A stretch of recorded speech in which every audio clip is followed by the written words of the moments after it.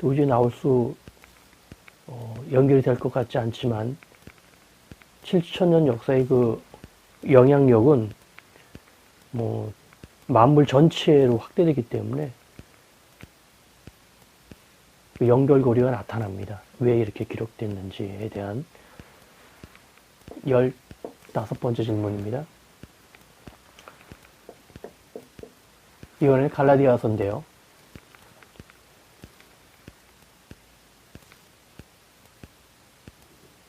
바울의 그 첫 서신으로 많이 이제 해석이 되는 책입니다. 갈라디아서. 바울의 첫 서신은요, 두 가지 그 해석이 있죠. 첫째는 데살로니가 전후서를 이제 첫 서신으로 놓는 해석이 있고요.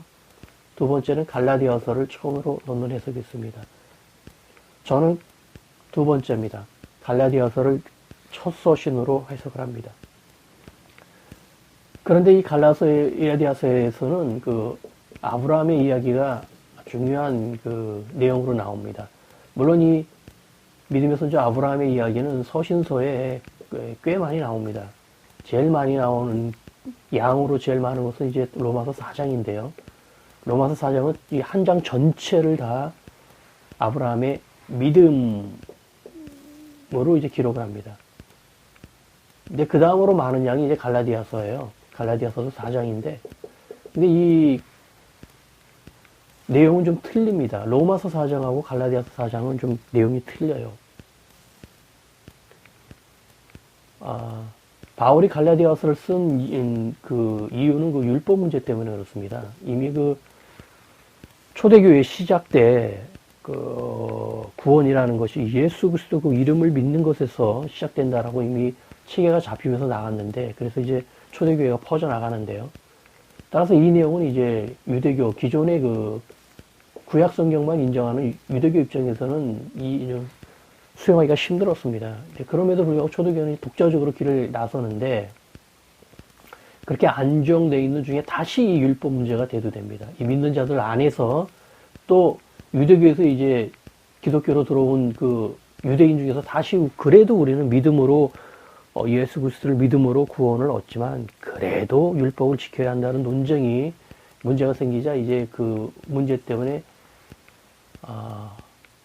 바울이 갈라디아서를 쓰는데요. 그러면서 이제 구원이 율법에 있지 않고 믿음에 있다라고 하면서 이제 아브라함 이야기를 합니다. 그런데 로마서 4장도 이제 같은 얘기죠. 동일한 얘기인데 갈라디아서 4장이 좀 특이합니다. 왜냐하면 아브라함의 이야기는 뭐 그 이후에도 계속 나옵니다. 로마서에도 나오고 고린도전서에도 나오고 히브리서에도 또 특히 많이 나오는데요. 그런데 갈라디아서의 특징이 뭐냐면 이 사라하고 하갈이라는 비유를 사용하는 것입니다. 얘는 서신서에 유일하거든요. 예, 유일하게 이 얘기를 사용합니다. 그리고 또 그걸 사용하면서 또 이 서신이 갈라디아 서신이 그의 그 첫 서신이기 때문에 실제 바울 입장에서는 믿음을 이야기하면서 사라와 하갈의 비유를 먼저 한 겁니다. 이 비유를 먼저 하고 그 뒤에 몇 년 뒤에부터 다시 이제 편지에 아브라함의 정상적인 믿음 이야기를 한 겁니다. 이해를 하시겠죠? 우리 입장에서 만약에 구약 성경에서 지금 믿음이라는 주제로 얘기를 한다고 하면 100% 아브라함 자체 얘기를 먼저 합니다. 그쵸? 아브라함에 대한 직결된 얘기를 먼저 하고 그 다음에 2차적으로 사라하고 하갈에 대한 비유와 그 구조와 관계를 얘기할 텐데 반대로 되어 있습니다. 이해하시겠죠? 왜 이렇게 됐느냐는 것입니다. 16번째 질문입니다. 이 내용이 책으로 이제 16번이 2개여가지고 이제 오류가 났는데요. 오타가 났는데, 저는 그냥 16번으로 묶었습니다. 연결이 되는 내용이어서. 처음은 이 16번에서 이제 첫 번째 질문은, 왜 그 데살로니가 전후서가 바울이 보낸 편지, 바울이 교회에 보낸 편지, 교회에 보낸 편지 중에 마지막이냐는 것입니다. 바울이 교회에 보낸 편지는 총 9개이고요. 교회 수로는 이제 7개입니다.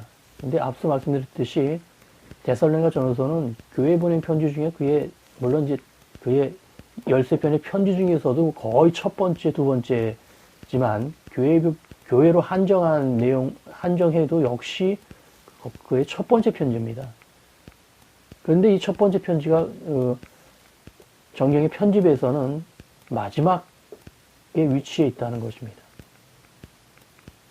이게 또 뭐 앞서 로마서를 묵상하면서 질문하면서 했던 것처럼 분량의 이제 어떤 비중이 컸지요. 데살로니가 전후서도 고린도 전후서처럼 두 개 전후로 나눈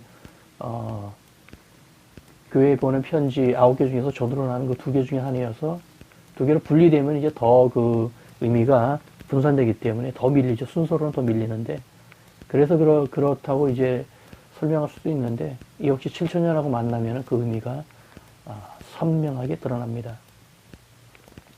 두 번째는 이제 왜 그의 첫 편지, 거의 첫 편지인 이 데살로니가 전후서의 그 재림과 또 휴고 얘기가 나오느냐는 것입니다. 일반적으로 재림과 휴고 얘기는 그 끝에 나와야 되거든요. 우리가 복음을 전할 때, 전도를 할 때도 어떤 대상자를 만나면은 처음에 만나서 인사하고 관계를 쌓고 복음에 대한 기본적인 얘기를 하죠. 예수님을 믿어야 됩니다. 영의 세계에 대한 기본적인 얘기 쭉 하면서 이제 다 어느 정도 신앙이 좀 있고 들어간 다음에 이 재림 얘기를 할 수 있고요. 또 휴고 얘기는 더더욱 초반에 할 수 없거든요. 재림 얘기는 어떻게 한다고 해도. 그런데 이 내용은 바울의 그 첫 서신에 들어가 있어요. 상식적으로는 바울이 총 13편의 그 서신서를 기록했기 때문에 이 내용은 당연히 13편 중에서도 후반, 즉 적어도 옥중서신이나 목회서신 정도 내용으로는 이제 목회서신하고는 안 맞을 수도 있지만 그러면 옥중서신 정도 후반, 그의 인생의 후반 정도 편지에 이 내용이 들어가야 마땅합니다. 그런데 놀랍게도 중반도 아니고 초반에 거의 첫 서신에 바로 이 내용이 나와버립니다.